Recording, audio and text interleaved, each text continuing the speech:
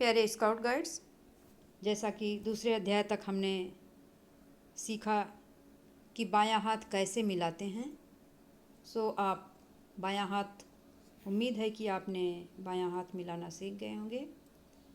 और बायां हाथ मिलाने में जैसा कि आपको जो इसके पीछे जो किंवदंती है, जो कहा गया है, उसके बारे में भी हमने बताया कि 1896 में बेडन पावेल अफ्रीका के अशांति जात के सरदार प्रेम्पेह से मिले। उन्होंने उनका स्वागत बायां हाथ बढ़ाकर किया।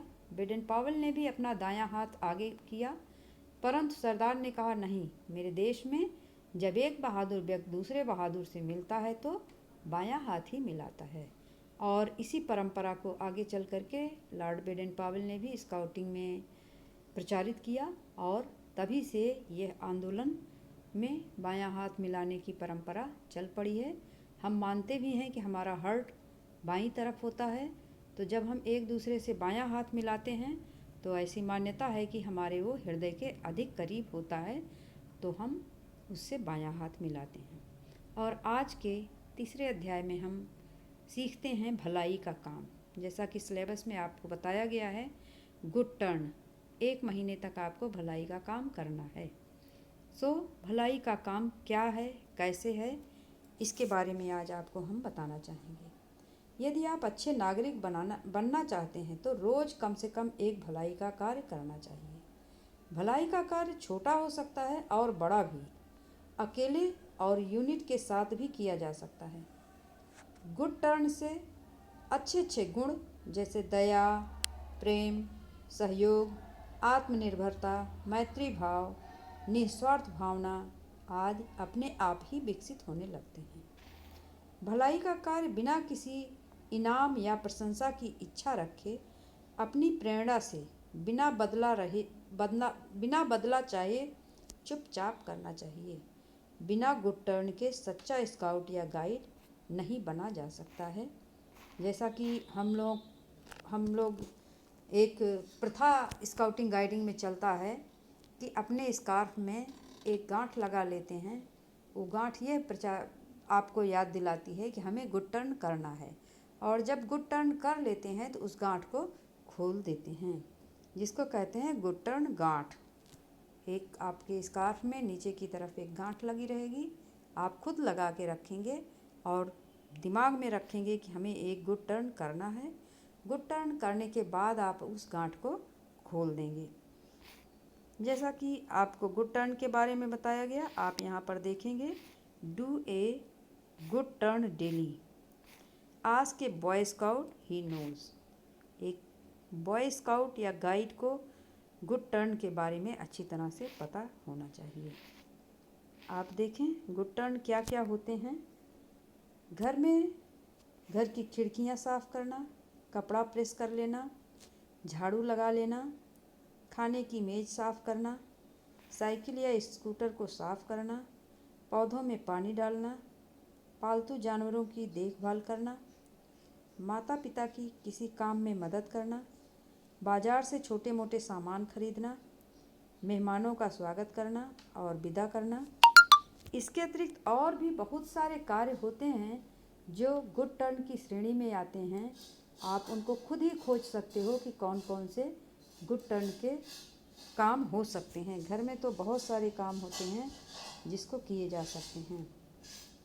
आगे आप देखेंगे, यह एक चित्र है जिसमें आप गुड टर्न का अच्छी तरह से देख सकते हैं। इसमें कौन सा गुड टर्न दिखाया गया है, आप इस चित्र को देख करके समझ सकते हैं। इसमें एक असहाय को सड़क पार कराती महिला, ये वृद्ध हैं, ये खुद से सड़क नहीं पार कर सकते हैं। ये भयभीत हैं कि कहीं इनको कोई वाहन आकर के टक्कर न दे दे, इसलिए उस महिला का मदद लेकर के ये सड़क पार कर रहे हैं। असहाय को सड़क पार कराना। आगे देखो, गुड टर्न का ही बात है।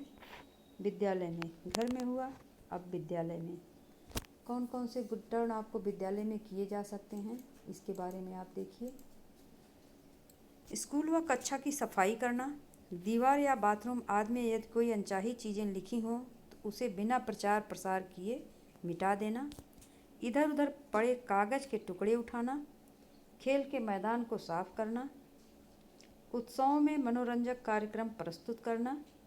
विद्यालय की व्यवस्था में सहयोग देना।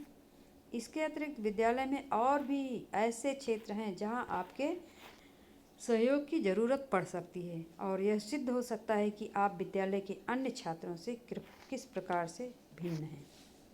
आपने देखा घर में गुड टर्न कैसे होता है, स्कूल में गुड टर्न कैसे होता है। अब यूनिट में, आपके अपने यूनिट में पेट्रोल कॉर्नर में सामानों को सजाना, सफाई करना, नए सदस्यों की मदद करना, खरी कमाई चार्ट तैयार करना, सभी सदस्यों की मदद करना, पत्र पत्रिकाओं से नई जानकारियाँ इकट्ठी कर अपने यूनिट के सदस्यों को अवगत कराना।